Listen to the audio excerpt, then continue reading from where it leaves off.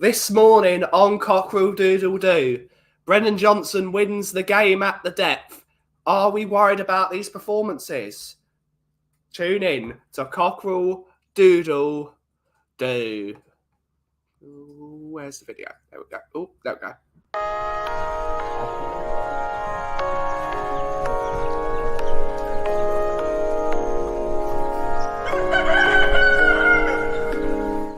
Cockerel Doodle Doo, everyone. Welcome back to Tottenham on Tour.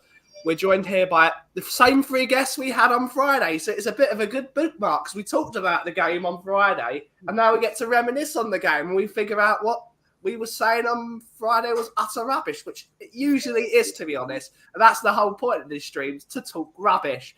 But I'm joined by Amir, David, and Ian. Amir, how are you doing this morning, sir? How are you doing, Amir? Happy Monday indeed, Ben. You know, after that last gasp winner, I'm feeling good coming into the week. You know, on a high, coming off a win. So yeah, feeling good. How are you yourself, Mr. Kaufman? I'm stuffed up to hell and I'm limping like hell. But we got to talk about Tottenham, so that's all the way to go. Mr. David, the Roadman. How are you doing, sir? Yeah, I'm really well. It's a bit chilly this morning. Nice blue skies and that. But yeah, going on the last video, I called it 2-1. We won 2-1, so I'm happy. It's good. It's nice to have a win. Yeah. That's what he's happy about. He's not happy that we won. He's happy that he was right. I got it right for once. Big up. And Mr. Ian, how are you doing this morning, sir? All good here. Thank you, Ben. All good. We're doing good. Let's see who's in the chat to join us through the ceremonies. We got Shawnee Slater, good to see you, mate. And the Pombos are out. We got Andrew Gregory, good to see you, mate. Good to see you. We got Ray Beard saying, morning, everyone. Andrew Gregory. We got Joris Woters, good to see you, Joris. MG, Benjamin Foster, Peter Breen, Ryan McFarlane, Fran, the Sheriff, Colin Cross, Ian F, and Corey Boy. Good to see you guys. Let's talk about this. We won it, and Sammy Mehmet is coming as we were going to start. Amir, what was your thoughts on the game, sir? Look, I don't think it was our best performance. You know what I mean? We were holding on there for a little bit, and Brighton, the way they came at us, you know, they're a good side. I think people tend to forget that, you know, we're not going to come and blow away. We're not at the level where we blow away a Brighton 3-4-5-0 at home. Unfortunately, we're not quite there yet. But having said all of that, to get the win, last gasp winner, you know, if that doesn't go in and he skies it, we're having a completely different conversation. Cockerel Doodle Doo would be a completely different thing. Ooh. And, you know, the things we'd be saying about Johnson would be very different as well. Yeah, we will. I'm still going to say them. Because I would say we have a good chat about it. We will. We'll get into it. Totally different conversation indeed. Mr. David, what was your thoughts on the game, sir?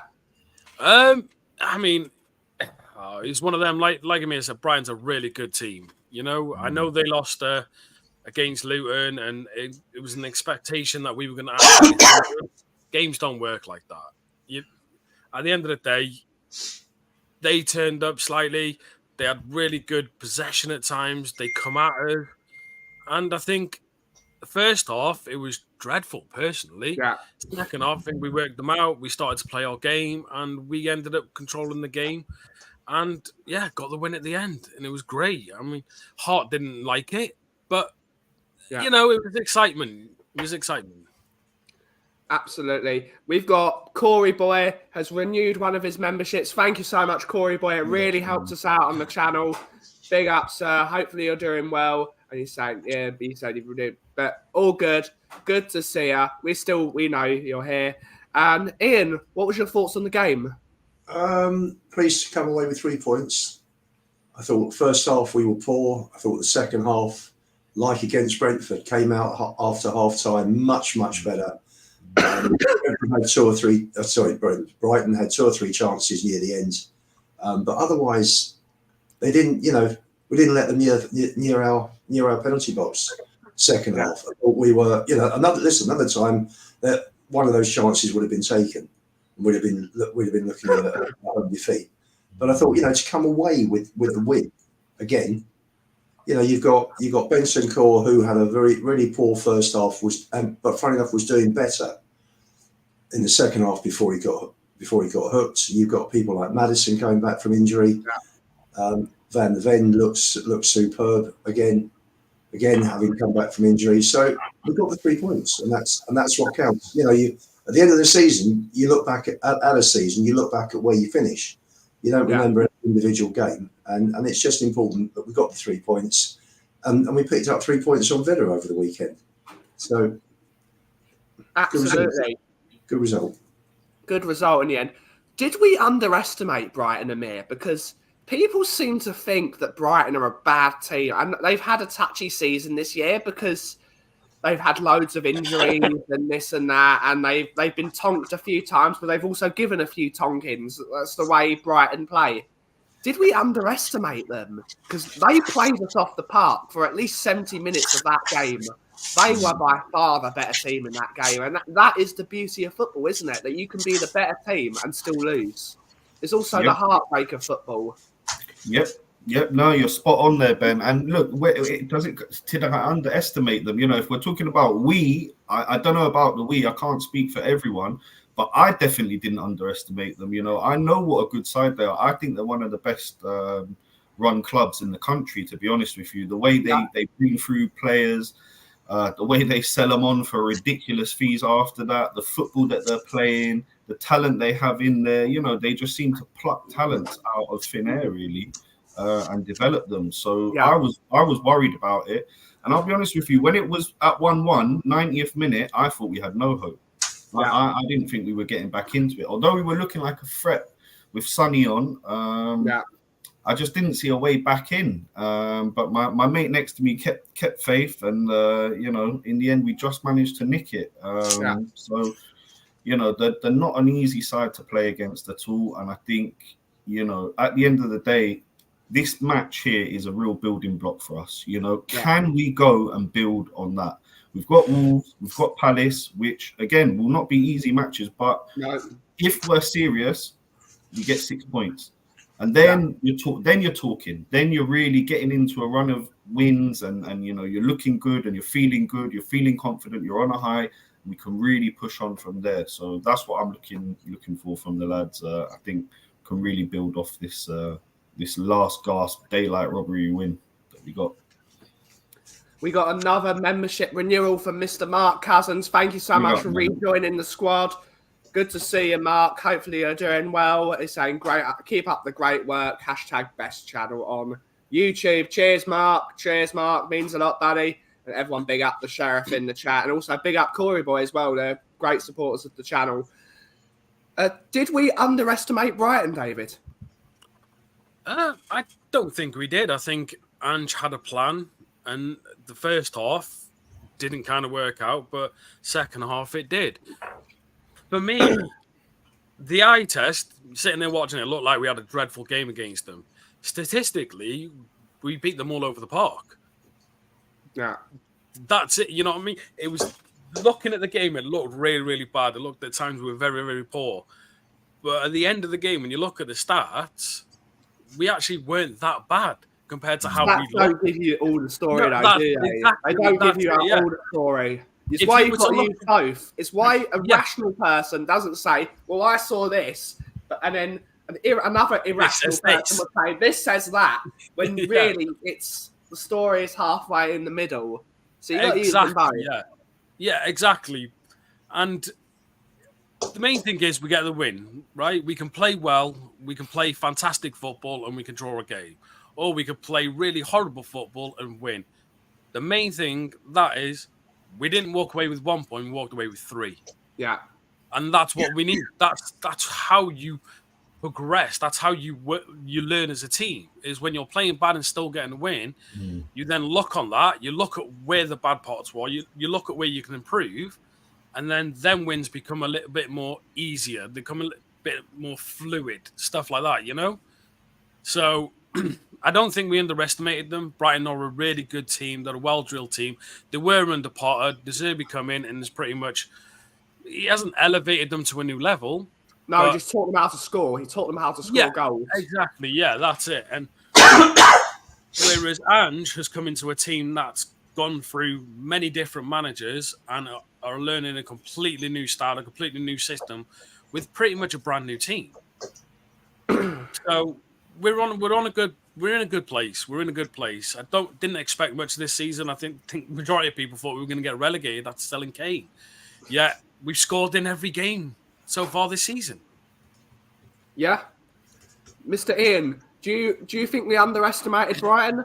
No, I don't. I think the game went, in terms of an open game, I think, the stats are that in terms of goals scored and against this season, Spurs are the highest with 87 in all matches, and Brighton are second with 83.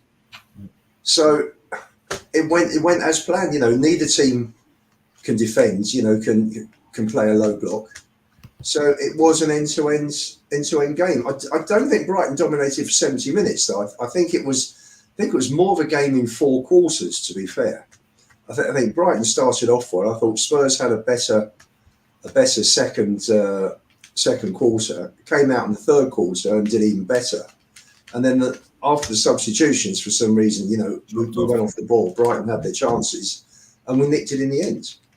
But no, I think, Brighton are there. They're 9th in the table. They're 16 points clear of Everton. They're comfortably placed, and they're just outside a European spot. So they're a good side. Good result. Absolutely. Yesterday saw the return of our amazing captain, Mr. Son Heung-min, who was the game winner. Johnson's going to get all the plaudits for getting the tap in and yada, yada, yada. I probably could have scored that, to be honest. But it was still a great goal. How much have we missed Son Heung-min, guys? We're going to start with Amir firstly. The absolute the difference, as much as I've liked Timo's performances in terms of what he's brought to the team, there is look at the golfing class between him and Sonny. It's a gulf. It's not even like, are we slightly better at this and this? It's not that. There is a huge gap in class between what is a half decent player and a class player. What do you think, Amir? Oh, look, Captain Sonny, just the moment he even got up to just have a little stretch and a little jog about, he's getting the crowd going, he's getting everyone ready. And as soon as he came on, we started looking like a real threat. And every time he gets the ball on that left, you're just expecting something to happen, And then the difference is, right? The difference is between the likes of players like your Werners, coming in. Sonny will put it on a dime. He won't misplace a pass. Look at that ball for Johnson. Yeah. I mean, actually have a look at that ball and see anywhere else that he could have put that ball, either the defender or the keeper would have got to it. But he's put it on a dime for Johnson, and that's world class. He was the difference maker. And I think we're just so lucky to have him back, really. And long may his good form continue. I think he needs to be hunting down that top goal scorers chart. He needs to be looking at that personally and saying, I want to hit 20 as soon as possible. Yeah. And yeah, just so glad we got him back. And that ball was a daisy cutter, wasn't it? That was a total daisy. It was so beautiful. That it was so no bobbling. It was just like vam. Oh, he made it so easy, perfect into his. Anyone, it was that good a pass. That pass deserved the goal, didn't it? That pass honestly, Ben, I want people to think back to the game and think about the misplaced passes that players made. Like Richarlison made a few really bad ones. Even Sarr, who had a great game, but did misplace a few passes as well. The way he's done that, it's phenomenal. And long may it continue. Awesome stuff. David, what did you think of the performance of our captain, Son Heung-min? We've missed him, haven't we? The golfing class between him and the rest of our forward. It's a gulf, isn't it? Yeah, it really is. You look back at when we had Kane, it was the same there at times. there was this big gulf between our attack and the ones who can come in to fill that little role there. Verma, for me, he's like Kulu. He has one foot he'd prefer to use. So on the left side, he'd like to cut in on his right. Kulu would prefer to cut on his left. They're predictable. It's easy to defend against. With Sonny, he's two-footed. He can cut on his right or left. And that build-up of play going from Davis to Madison to Sonny to Richarlison, back to Madison, and then just to break that midfield line that we didn't do the entire game, really. And Sonny's run, we've seen him loads of times do that run where he just goes down the byline and he puts in a beautiful cross. Now, I know everyone's saying it was an easy tap-in for Johnson. I don't think it was, if you look at the perspective of the whole situation. This is a kid who's been slated by our fan base massively. Yeah. I mean, he had to turn comments off on his Instagram because fans were hounding him after being within the club 6 months. Some players have been here for ages who've done nothing and don't even get that type of attack on him. His confidence is shot, but he got into that position. He used his pace. He found the space there. But I think Sonny is that good. He created that space, being that far out on the wing, because all the defenders, if you watch, dragged over to that left side, left that open gap for a player like Johnson to run in and get that goal. If Kulu was on that wing, and I've seen a lot of people say, why did Johnson come on for Kulu? Kulu ain't getting in that position. He hasn't got the pace to do that. For me personally, I don't think he would. I think Verma, if you want to use him, put him on the right at times. Let him use his right foot and swing in them type of balls. Yeah. Because majority of the game, we look to be trying to walk the ball in. And sometimes you just need someone like Sonny, who is world-class. I mean, millimeters either side of that way he could put that ball in. The defenders either getting or the keeper's getting it. It was pinpoint perfection. Yeah. And that's what Sonny brings, and that's what we missed. I disagree with people saying we should have started him. I don't think he would have been as effective. I think he would have tired out during the end. I think Ange played it perfectly, bringing him on when he did. I know we ended up on the back foot at times, but I think that was just the way the game was. We on the front foot, you make 3 changes. Brian, we're going to get a little bit of the ball until the players kind of settled in. But no, Sonny is world-class. And it's a shame that we're creating Ange now and the team we're getting now because Sonny's so old. We've got like another, 2-3 seasons with him? Yeah, I'd have preferred him a little bit younger so we can have him for a bit longer so all these can, you know what I mean, have a lot longer together because I think we're going to go into something good. I really do. Yeah. Awesome stuff. What did you think of Sonny's performance in? It's a massive golfing class, isn't it, between him and the rest of the team, isn't it? And it's what he brings an aura. I wouldn't compare him to Richarlison because they're different players. But the one thing I noticed when Sonny came on was that he was direct. He was going at the defenders and he was making them think he was going one way and the other. Yeah. And you don't get that from Werner. You actually got it from Kulusevski in the last 10, 15 minutes before Kulu got hooked. For the first time, he was actually going outside instead of cutting inside onto his left foot the whole time. And you could see the difference and the build-up that obviously led to, and the pressure that led to Sarr's equaliser. Yeah. Listen, Sonny's a class act. You can't compare Johnson, who's just starting his career and is 9 years younger. It's unfair to say, but I agree with David regarding Johnson's goal. I thought it was a fabulous ball from Son, but it was hit at pace, and the timing of Johnson's run and shot had to be spot on, and it was. And you look at the goals. You take he came in at the back post for the Brentford goal that turned out, I think, to be the winner. You look at the goal he scored at Wolves when Porro put the ball in and he cut across the defender and put it in. He was dead centre, and that seems to be, Steve Cooper at Forest said that his best position was centre forward. Funnily enough, so it's something to consider for the future. We've mentioned Kulusevski a couple of times. So we talk about Kulusevski.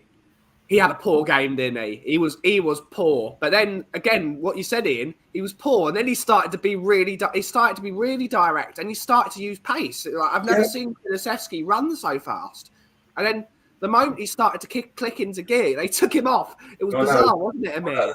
And the same with Bentancur as well. He was desperately poor first half. Yeah, and he was winning balls and coming away with the ball second half, and then he got hooked. which was a shame. But listen, we needed. I think Basuma gave them a calmness in midfield. Yeah. Also, and from a positive point of view, it was nice to see Benson Court have a good fit 10-15 minutes before he got hooked. So, because he'll come good. He's a class act. It's just going to take him time to get back in the groove. Yeah. But yes, Kulu was much better. Second half, first half dreadful, but second half he looked like a proper player. Yeah. What do you think about that, Amir? Because he was poor for the majority of the game, but then he had 10-15 minutes where he was excellent. Yeah, that second half, to be honest, the way he came out, he was playing fantastically that second half. First half, abysmal. But second half, he was playing really, really well. I was actually a bit shocked that he was coming off. I was a bit like, what? Oh, no, Johnson's coming on. I was a bit worried. Hooking a player that's playing so well, and I think he wasn't too happy about being taken off either. No, he wasn't. But yeah, I said, look, and must have some thinking here, in what he's doing, utilizing Johnson's pace at the end of the game when they're a bit tired, and it came off for him in the 94th or 5th minute, whatever it was. So yeah, it worked out well. I think we need to give Andrew a bit of credit for that, because I was a bit worried about those subs when they came on. I was even a bit, I thought he needed a change at half time. I thought he was going to bring on Basuma at half time or something like that, just to make a little change, because we didn't look good in that first half. But yeah, Kulu, I think, he's been a bit hit and miss this season. He's not the same Kulu as the season before, when, he was getting a lot more goals and providing more assists. I want him to focus on numbers for the rest of the season. I think he needs to get his numbers up. He seems like he's a bit frustrated of late, to be honest. Yeah. David, what did you think of Kulusevski's performance? I mean, I think he might have felt wronged that he came off because he started to play really well. But what was your opinion on his performance as a whole? I thought he was poor, really, really poor. Yeah. Again, another game. I think we're on his fourth game now where he's just not performing well. But I will always say this: you can have a bad game, that's fine. If you contribute towards a goal, it doesn't matter.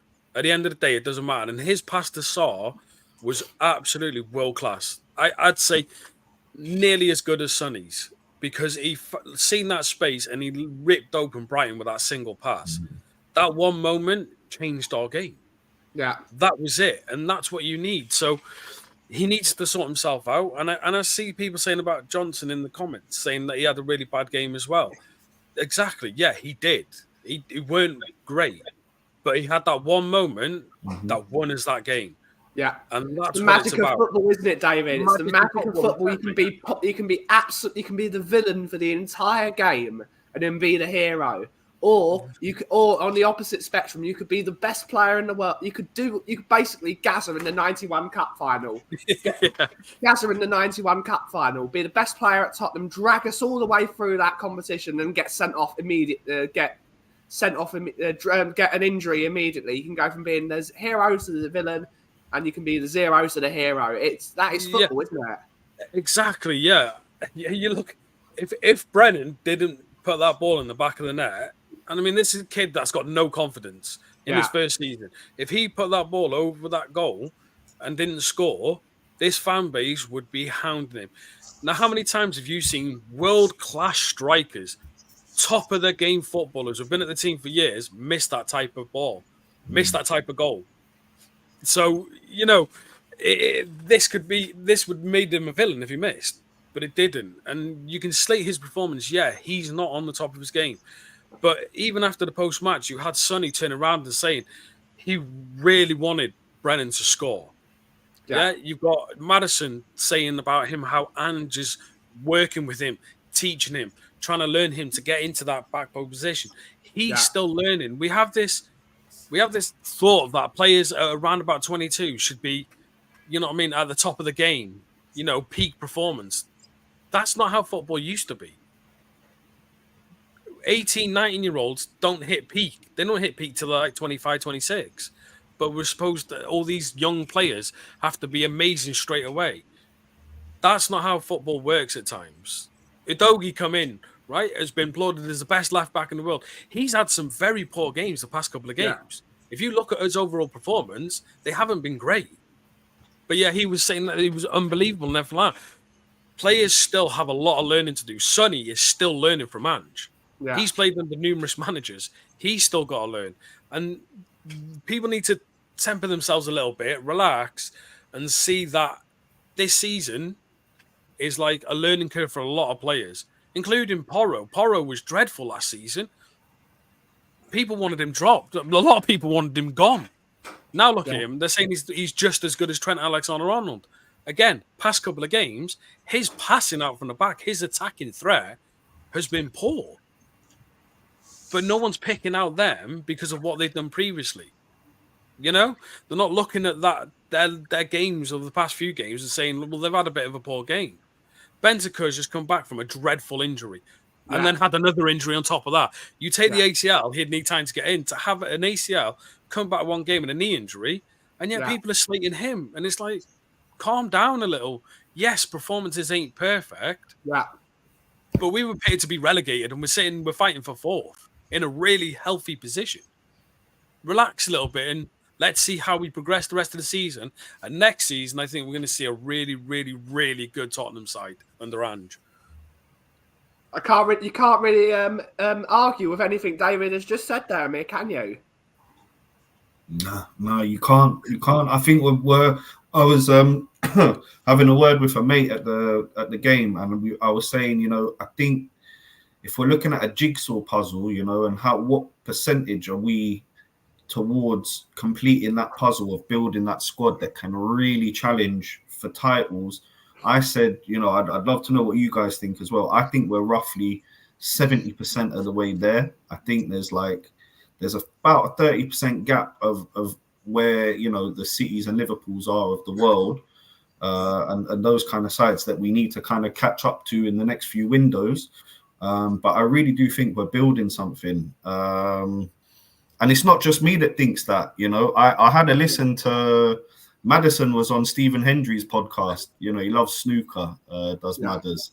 So, he was having a word with Hendry about Spurs and where we're at. And even Maddison was saying, there's something really brewing at Tottenham. So, if players are feeling it, fans are feeling it, everyone's feeling it, I think it's really time to get behind, the team. Let's push them on till the end of the season.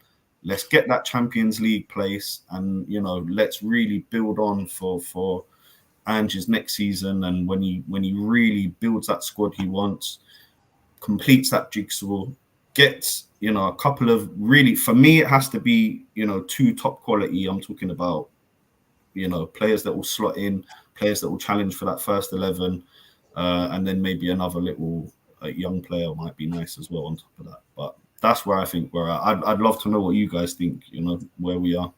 Well, can I just add on Johnson that just saw a comment that there's no end product.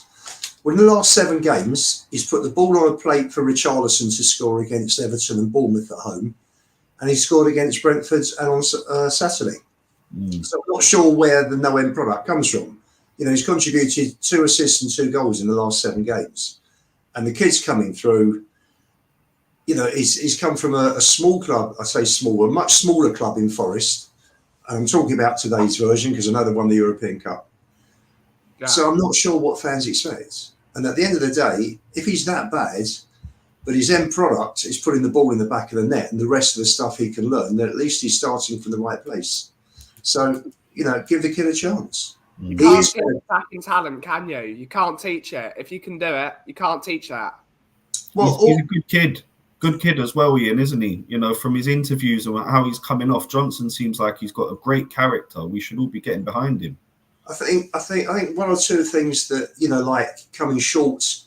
If Porro or Udogie need support and they're penned in, they need a ball down the line. Werner wasn't coming to for them on Saturday. Nor was Johnson. Nor was Kulusevski. They left the wing back, the fullbacks, with the ball, and in trouble. And that's one area where he's got to help. I saw that at Everton. He was very lazy. But, if he's putting the ball in the back of the net, that's a good start. Yeah. The rest of when you say they're Ian about him tracking back, yeah, right? Look, there's a perfect video, right, to show that we talk about a world-class captain, right, who had to have his keeper have a full-blown fight with him because he didn't track back. And that was Sonny. All or nothing under Jose. Him and Lloris had a big fight because he didn't track back. Now, when he was told about that and he started learning that, Sonny learned to track back. That was what? How many seasons? About, I think it was like, what? 2 seasons ago, right? 2 years ago. Yeah. That was only that wasn't 2 years ago. It was 3 years. 2 years Surely. ago. Jesus Christ. Yeah. It feels like a lifetime, doesn't it? But that Sonny, the problem with social media is, and I watched a video last night from Alistair Gold, and he said it perfectly. If social media was back at the times of Kane starting out, Sonny starting out, Gareth Bale, we wouldn't have seen world-class players the way this fan base went. Kane had how many loans before he actually come good? Would he have had that same chance? No. Then we would have missed out, hypothetically, on a, 20, 30 season goal scorer. Gareth Bale, we were going to sell him for something like, I think it was like something like 5 million or something stupid like that. Sonny was going to leave. He didn't want to be here under Poch. Now, if we had social media back then the way it is now, these type of players that we call world class, we love, would have been lauded by this fan base. And I'm not going to say Brennan's going to come as good as them. That's impossible to, predict. But slating a player after being here 6 months in a brand new system at a young age, learning new things from a team that's not even settled. Bear in mind, we're not a settled team yet. We're a brand new team. If you look at the squad, we're a brand new team. So everyone's got to learn. So I think the fan base needs to give him next season. Let him have a pre-season. He never even got one of them. No pre-season. He came in injured, got another injury. He had a bit of a shaky start with having to come off because of Romero red card, Basuma's red card. Just relax. I mean, if you work out his goals and assists, he's got what? He's either got a goal or assist every other game. Type of thing like that. Is that bad? Sonny didn't have barely anything. Bale didn't have nothing. When Kane first started, he had nothing. Relax. He's not doing great. We don't need a player who's flawless in everything they do because that's impossible to get. There's no player on this planet that starts out on games in a new team and is flawless in everything they do. Van der Ven, two own goals. Do we slate him for that because he made mistakes? No. He's come good. Just give it time. Relax. We're all right. Great stuff. Great stuff. In regards to Ash's comment, David and I will be doing a segment on the Mummy's Boy stuff. It's going to be a regular part of the show. So tune in to Morning Brews here live on Tottenham on Tour, Tuesday through Thursday. And David and I are going to do a half an hour show every single day. It's going to be fun and we're going to do stupid shit like, I don't know, the Spaghetti Hour. Tune in soon. I still need to make the thing for the Spaghetti Hour. It's great. Let's talk about substitutions because the substitutions I actually think were very decent, and two in particular. The substitutions of Højbjerg and Ben Davies coming onto the pitch. I think they were really good. When we were playing, it seemed very frantic. It seemed like we were being overly busy. We were trying to do too much and be too intricate. But bringing on Davies and Højbjerg calmed it down a lot, and they started to do very simple things well. What was your feeling of bringing on Højbjerg and Davies in here? I thought, that was a fantastic substitution. The one he did before that was great as well. I think they both worked out, really, really well for Ange. And I've been a bit critical of some of his subs in the past and, maybe making the wrong moves as well in that Everton game. I thought he could have done things differently. We might have held on for a draw.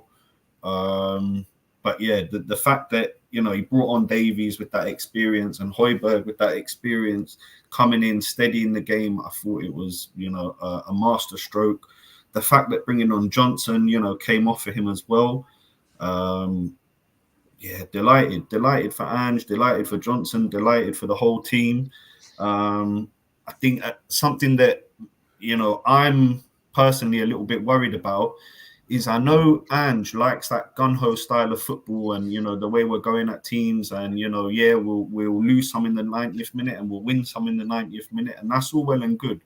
But I think to get to that next level in the Prem, even Ange, I'm not saying not to play that type of football. I'm not saying that at all, because I'm loving the way we're playing. But I'm saying in some games, you might have to make tactical adaptations to hold on to a 3 points, or to nick a point in a game that we might be losing, and things like that. So I'm looking for, over the next few months, to see if Ange can do those little adaptations in game and do it. And this, for me, is a great sign. These subs and the way he really changed the game and brought on. I mean, it's a bit, it's a bit of a masterstroke when you've got Sonny on the bench. When you've got a player like that to come on, it's always going to help as well.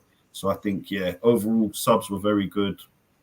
Got to praise Ange for that, and I'll be looking out for how he does over the next few months. What was your thoughts on the substitutions, Ian? Because I thought they worked. I think I just really dislike Højbjerg as a footballer. As soon as there is a chance and we can replace him, I want to replace him and get him gone. But as a bench player that can come onto a game, he adds that sort of calmness and leadership that can get us through a game. What did you think of that? And Davis as well has that calmness and leadership. Okay. Generalising, the subs worked because Sonny and Johnson were involved for the winning goal.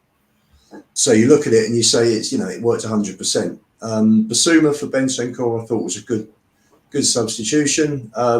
Davis, I didn't think was in the game too much, to be fair.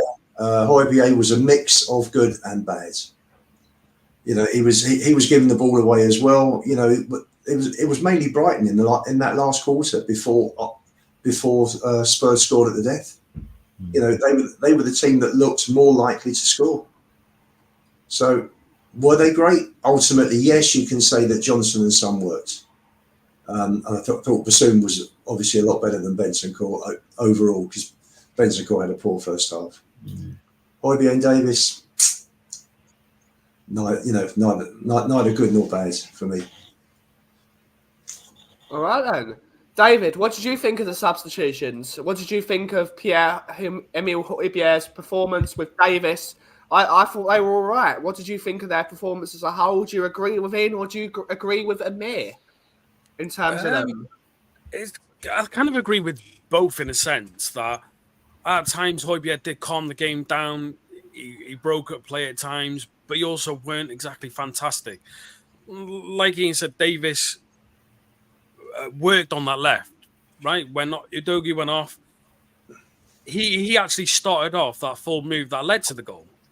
Yeah. He got the ball on the left, passed it to obviously Maddison. Don't get me wrong, it weren't exactly massively effective in the build-up to that goal, but he was a part of that build-up from the start.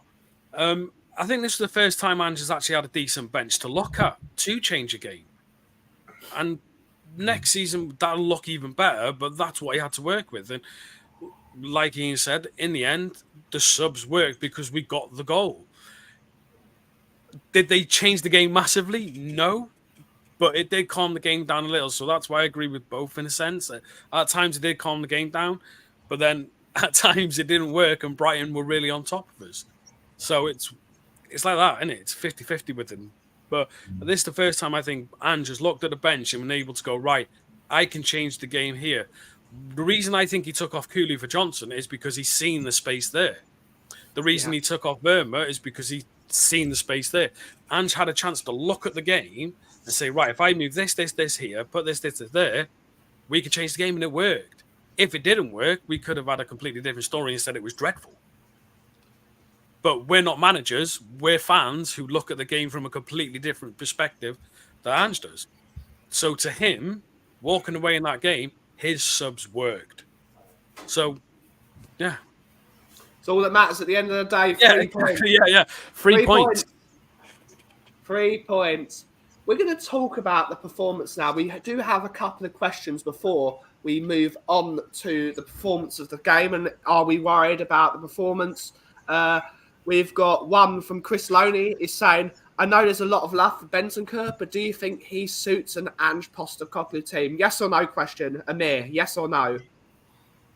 Yeah, he suits. He suits. Of course he suits. He's a fantastic player. I just think he needs a little bit of rest, to be honest. I don't think he's quite recovered from those 2 injuries. Yeah, just give him a bit of time and he'll be back to his best very soon. I'm sure of it. Yeah. Ian, yes or no question to this to the same question? It's a good question. Someone asked that at half time. I was having a chat with half a dozen pals, and someone said, do we think Bentancur actually suits our system? When you start to think about it, Basuma you can see as a 6. You can see Maddison as a 10. You can only see Bentancur as an 8. There's no doubt he is an absolute class player. Does he suit the system? I don't know. Honestly, don't know. I'll answer that. Excellent against Aston Villa before Matty Cash absolutely.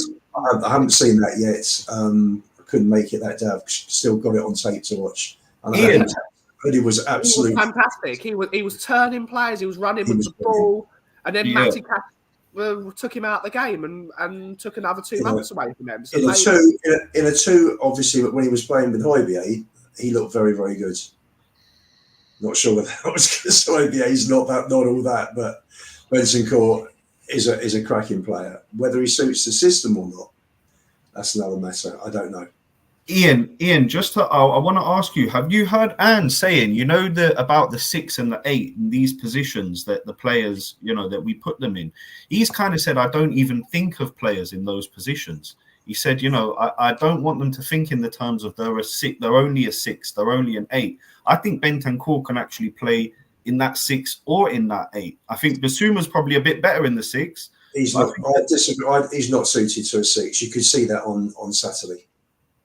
Just not suited to it. No, you don't think so? No. You look at players like Rodri, Polinia, Basuma. Sorry, those are defensive central midfield players. He is not in that type. He's not that type of player.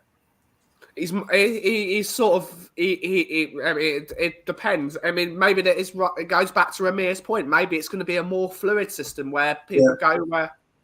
He said he doesn't like. He did say he doesn't like to define those positions, Ange. So no, I don't know why people do. For me, you play in midfield, you move up as a team with the ball, you defend as a team without the ball. Yeah. People complicate. It was always midfield. For me, you've got whoever plays in midfield, you do a job in that area. But it didn't stop Steven Gerrard coming from midfield and running past Torres to score loads of goals, did it? So we are pigeonholing players into numbers, which is ridiculous. It's true. Numbers. True. And finally, David, what do you think of this question? Yeah, I think he does. A fully fit.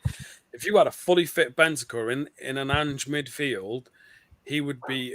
It'd just be fantastic because the way he can bring the ball out from the back, that's what Ange needs at times. Someone who can control the ball in midfield. Basuma looks so good at the beginning of the season because he has that similar traits. I wouldn't say exactly the same as Bentancur, but he has that ability to hold the ball and drag it past a couple of players. Our midfield hasn't looked that great because we haven't got that type of player.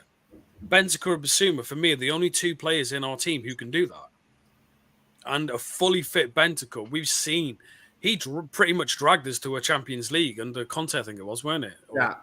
Yeah. He's the reason. He's the reason. Exactly. So, putting him in big up, Tim Winston. Big up. Putting him in an attacking midfield like that, and the way he can control the ball, the way he can take away players, the way he can open up space, I think it really would work. It does work. Not he would. He does work. And I think the sports science said that we won't see the best of him until next season because obviously how bad his injuries have been this season. Yeah, against Villa, he was fantastic. Yeah, he was unbelievable. And if it weren't for that absolute muppet of a person who calls himself a midfielder, footballer, who decided to injure him unnecessarily for no reason because he's just an aggressive muppet. Yeah, we'd been talking Bentancur completely different right now. Because he controls the midfield so well. So, 100% yes, he fits Ange. Absolutely. We've got a couple more questions. We've actually got one from a Chelsea fan, and it's a completely different topic to the show, just to cool things down before we get to the main topic of the show. Do you think Aston Villa will drop out the top four? They've been very decent in that top four, and they've kept that position. But do you think we're going to steal it from them? Have they run out of steam, Amir? Well, I mean, going on evidence, that they've lost the last few home games. They're definitely off form. I do think they're a very good side. They're a handy side. And I think, as much as we laughed and joked at Emery's time at Arsenal, I do think he is actually a very, very handy manager. But yeah, I think they will drop out of top four, to be honest. I think they'll be battling for fifth and sixth for me, Villa.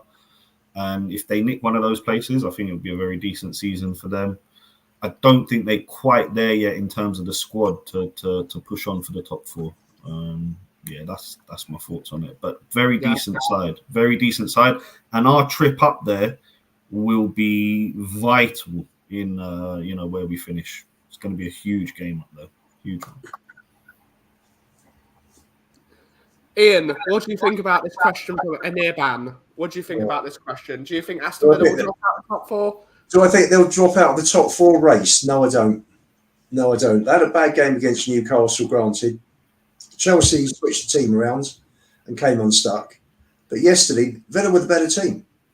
Sometimes, your stats are great, so more possession, more shots, more everything. And sometimes you lose because it's just about being clinical. United were clinical. So no, Villa are there to stay. It's going to be, I think you've got your top three that are going to be clear. And then you've got your next three that are battling for fourth place. That's us, United and Villa. Now, United have clawed their way back into the top four. They have. And they're playing all right. They're playing all right at the moment. Dave, what do you think of this question from a nearban? Do you think Aston Villa will drop out the top four? I do, yeah. I mean, I spoke to this on the Morning Brews on one of the shows there that I said that Villa, in the position they are, will drop off with the fatigue at the end of the season. I think their position was a bit at the beginning of this, before obviously Christmas and stuff. Their position was a bit of a false one for me because of the other teams around them. We had mass injuries. United weren't firing. They were trying to find their feet. Other teams, also Newcastle, massive injuries. Massive injury. Newcastle with their injuries. I think they were in a position that was a bit false. They did well. Don't get me wrong. I'm not slating Villa in a sense, and don't say they don't deserve to be there. They won the games they needed to be in that position. But I think if in a hypothetical situation, the teams around them were fully fit, I don't think they would have been where they are. Now we've getting players back. United are starting to find their feet. I mean, people were slating Højlund massively. I even had an argument with my brother, who's a United fan, right? Who doesn't like him, said he's no good, get rid of him or get someone else in, blah, blah. And I said, no, he just needs time. He's a young kid with literally the world on his shoulders at United because they are a massive club. Yeah. Give him time. Now, he scored in what? I think it's 4-4 now, I think it is. He scored some good goals, Rasmus Højlund, isn't he? He's scored some cracking good goals. The goal he scored against us was an absolute rocket. A rocket of a goal. And he's getting his confidence. That's only going to progress United. That's only going to make United better. Now, they've gone to a Villa where my brother, again, said they're going to lose. Oh, no, we're going to lose. And I said, no, you'll beat Villa. Yeah. And they did. Albeit it wasn't a perfect game, but just like us against Brighton. Doesn't matter about the game. It cannot be perfect as long as you walk away with them 3 points, because them 3 points mean more than playing a perfect game. And that's it. And I think United will overtake Villa. I really believe it. And I think it's going to be a really bit of a battle between us and them. We're in a good position. We've got the points early that we needed. But I think United are going to start creeping up. Good stuff. We're going to talk about the main topic of the show, which is performances. I thought we played, as a team, we played really poorly at the weekend. And you could say that's eye test versus stats. Stats say we're probably the better team. Eye test says otherwise. Are we worried about the performances? Or are we just going to accept the rough with the smooth? We're going to have to accept we're not going to be playing full free-flowing attacking football until we've got the players in. What do you think about this, Amir? Should we be worried at the performances? or are we just going to have to accept this is call it whatever you want, project, process, a grind, a philanthropy, whatever you want to call it? Should we be worried about the performances? It's a tricky one. That on one sense, you'd be a little bit worried about what happened there in the first half and the way Brighton just dominated us at home. You'd be a little bit worried about that. But then at the same time, you're looking at a team. If you're looking at the overall, you're looking at a team that's had so many players out. His best player in Sonny, on the bench. So when you look at it overall, and we still managed to get the 3 points, we shouldn't be too worried about that. We should be happy that we got the win, got over the line, and build on it. If we go and drop points to Wolves, then I'll be worried. But if we go out and beat Wolves and we're building on and we're building a winning streak of home games, and with Sonny there, we look a completely different threat as well going forward. So I think there's so much to be positive about. It's there's no need to worry currently. We really are on the up and up, and we're building something under Ange, and the connection between the fans and the club. I'm not saying it's perfect, but it's definitely in these 6 months under Ange or whatever it's been has been transformed. Let's be serious. The amount of discontent at the club for the last few years has been palpable. So I really do think that we got nothing to be worried about. We should be on the up and up. Rally behind the boys. Let's get behind the team and see where we can finish. Under Ange's first season. I mean, imagine, lads, if we get a Champions League place this season. I mean, I didn't think we'd get anywhere near it, to be honest with you. So I'll be absolutely chuffed. Same question to Ian. Should we be worried about the performances, or do we accept that this is the rough with the smooth? We need to accept rough times to experience the good times, and this is the building of a brand new style of play and new mentalities. What's your thought on the style of play at the moment? Because it's not great at the moment, is it? Okay, in terms of perception, if you're 1-0 down, as we were, and you're attacking and things are falling apart, things are breaking down, you're not equalising, then I think possibly you look at a game, your view of a game is slightly different than if it's 0-0 and we're pushing, and you're thinking to yourself, we're okay here, we're on top. And I think that was possibly the case on Saturday, because the more I think about Saturday's game, as I said before, it was a game of 4 quarters. A lot of people, I was on the space on Saturday night, a lot of people were saying, if we hadn't scored, then the conversation would have been completely different. It's the first year of a new project, so I think we've got to be happy with how things are going. I think it's about picking up points. The problem we've had recently is that we're not holding the ball. The ball retention's poor. Yeah. So and for me that's the biggest problem with Basuma and Sarr back. And I know Bentancur's not fit, and he's been thrown in before they've had a chance. Probably if Basuma and Sarr hadn't have had an AFCON, then I'm sure they would have given Bentancur more time to build him back up and get his fitness back properly. I think we're doing okay. I think we're fourth in the division. Like Amir, I didn't dream that we would get Champions League football. There's no guarantee we will, but I think we're well placed. Bearing in mind, 5th place could well get it.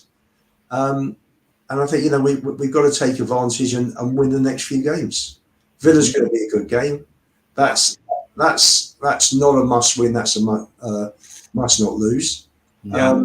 If we can, the games either side, Wolves, Palace at home, and then Fulham away, and then Luton at home, are all winnable games. Forest at home after that, and we should be in a really good position before the tough games start with Newcastle, Arsenal, City, Liverpool, Chelsea away. I think the Sky cameras, the Sky team want that to be at the end of the season. Yeah. So we've got a hard run in. But if we can do well in the next few games, then we will be well set for 4th place. Mm-hmm. Awesome stuff. What's your thoughts on the question, David? Should we be worried about the performances? Is this the rough with the smooth? What's your thoughts? Or do you think we're all getting a bit mad? No, I think it is take the rough with the smooth at times. The part I'm worried about was the cup runs. They were dreadful. We just didn't turn up for either game, and that there was the mentality that I was worried about. In the Prem, it's an up and down season. Yeah, Celtic fans said when we got Ange at the beginning, don't expect the world at your first season because it's going to be up and down.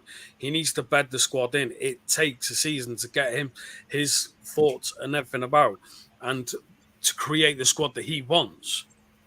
But we're fourth in the league after having one of the worst games I could ever imagine against Chelsea, right? Which was I've never seen before. Yeah. The injuries, the players going off to AFCON and the Asian Cup and stuff. We're in a good position. Yes, the football isn't amazing, and how we seen it in the first 10 games of the season where we were fluid, we were looking fantastic. Even City don't have a full season where they are playing their fantastic football. Yeah. They're only just started to find their feet themselves, and they only lost 2 players. And at the times, it was Rodri and De Bruyne. Yeah, and Haaland. They've lost Haaland for a couple of games. Yeah, you look at that and you think, well, if a team like that has bad games, but then starting to find their feet, why are we so critical at times of the way we are when the teams above us have had their managers for 5 years plus? Yeah. Andrew's been here 6 months. The teams below us, I mean, Emery's on his second season now, I believe. Yeah. And Ten Hag's on his second season as well, I think, isn't he? Mm-hmm. Yeah. So we're okay, We don't need to look at it as don't need to put a microscope over it and trying to nitpick at everything. We're fourth in the league. We're doing all right with pretty much a brand new squad 6 months into this rebuild, into this project, into whatever you want to call it. If we finish the season in that 4th spot, I mean, we could even finish above Arsenal if they lose a couple of games. Don't get me wrong, they probably bloody won't because we've seen the West Ham game, Let's not talk about that. Yeah, don't talk about that. She's right there. Let us know, because if she's going to start attacking you, I need to do that. No, it's all right. It's all right. Just No. the evidence for the South Wales police. Yeah. Ben, can I throw a positive? If there is a positive slant on going out of cup competitions, Yeah. The Carabao Cup, Ange had a look at a lot of other players. That was his opportunity, and we went to Fulham, who just got a draw at the Emirates the Saturday before, and we went out on penalties. Yeah, we didn't get hammered. We didn't get beaten with the second string like we did in the Conference League, in the Europa League, and Sheffield United in the FA Cup. We came away and we lost on penalties, which is a lottery. Yeah. And yet, when you look at the FA Cup, any team that has a chance of beating Man City has to have their first 11 in. And we didn't. And Guardiola did a job. So it's no disgrace. You lose on penalties, lottery, you lose on City, best team in the world currently. It's not a disaster. Yeah. No. The reason I pointed out was, for me, it just felt disheartening, when you look at the way, like that you're saying, it weren't a disaster. We didn't get hammered in these games. And I will always say that goal that City scored was very questionable. Yeah. I mean, has the rule changed? That's what I'd like to know as well with this, because if we've seen it against Brighton, their player, we finally got cover, Welbeck, with Maddison, to stop him barging Vicario. Another player of theirs literally comes out the blue and pushes him into the goal. Yeah. I don't get me wrong, it wasn't disaster. It felt a bit disheartening that we did it, even under Conte, we had a little bit of a cup run. And I think that's where I kind of felt a bit, with that of the cup runs, that I was disappointed. I thought we'd get a bit further than what we did. It's not disastrous, no. Do you not think, David, that with the injuries that we've had, the squad would have really struggled if we'd have gone deep and had Europe? Oh, yeah, totally. Oh, yeah. I totally agree with that, of course. But it's like, it's heart over mind, isn't it? One of them, you'd rather, in your heart, you want a little cut run. In the mind, like you're saying, logically, it would probably we'd be in a worse position in the league. Yeah. And Champions League, I know people hate this, and I hate saying this, But Champions League puts you in a position where you can find quality talent. And I know players want to come to us now. We got Timo Werner, who's a loan that half the fan base doesn't want. Dragusin, who's a young player, and he come from, I think it was, where was Genoa. it? Genoa. Not And Genoa. then we got, Genoa. yeah, Genoa. Genoa, And you got Genoa. Lucas Bergvall, who's an 18-year-old kid. You get Champions League football, you got an even bigger, wider range of players who are going to look at us and think, well, hold on a minute. Look at their season, look at what happened, and look where they are. I want to be a part of that project. So it just adds that little more. And plus, Champions League football is fantastic, isn't it? You know, Thursday nights under the lights, it's just great. So if we get there, for me, that is a good season, considering we lost a 30 goal scorer season striker. Yeah. We had mass injuries with a brand new squad. That's bloody good going for me. We were never going to win the league over Liverpool and City. You know what I mean? It's not negative, it's logical. Logic dictates, managers. Nah, we don't do logic anymore. if we spend £1 billion in the windows, then I'd say we should be there. But no. Next season, I think we will see cut runs, we will see fantastic games, we'll see a more consistent team. I think that's where we'll be. We'll be a more consistent team. Yeah. I also agree with this. But final thoughts, gentlemen. Final thoughts before we end the stream. Amir, what's your final thoughts? My final thoughts are that, like David said, we're on the build, whatever you want to call it. Is it a project? Is it progress? Is it building for the next decade? Whatever you want to call it, we're definitely on the up and up. We build off this win, and we go into Wolves confident. We try and build on Brighton, and for me, the one thing that I really want to see, I wanted to see it against Brighton, I didn't get it, is us dominate a match and get to the 70th minute with a 2-goal cushion. That's all I want to see against Wolves. 2-goal cushion by the 70th minute and win it by 2. That's where I want to go. Build off each game. And if we get into that Champions League spot, I think it's a huge achievement for Ange. Huge for him. Ian, final thoughts, sir. So far, so good this season, but 1 week at a time, guys. Let's not look too far ahead, as we did. We saw what happened with Chelsea. We lost 5 players from that 11. Yeah. For the Wolves game, including Richie. And David, final thoughts. We're doing good. We're going to see more consistency, I think, towards the end of the season, and them lot down the road ain't getting to sing that bloody song that they didn't get to sing for 7 years again, because I think we're going to finish above them. I'm going to say it now. Positivity, sack it. We're getting above Arsenal, and we're going to end the season on a high. I'm going to get slated, lauded. People are going to click this, send it everywhere, but I don't care. I'm not going to do the bother of going around and asking where people can find you, because you can all find these guys here on weekdays on Tottenham on Tour. So come and subscribe to the coffee company. It really would mean a lot to me and to the others on Tottenham on Tour. I've put the link in the chat. Thank you all so much for watching this week's show. We will be back tomorrow for the morning brews with myself and the Roadman. The Kauff and the Roadman are going riding. Thank you all so much for watching this week's show. Have a great rest of your day. Come on, you Spurs. And as always, if you smell what the Kauff is brewing. Thank you all so much for watching. Have a great rest of your day. Ciao for now.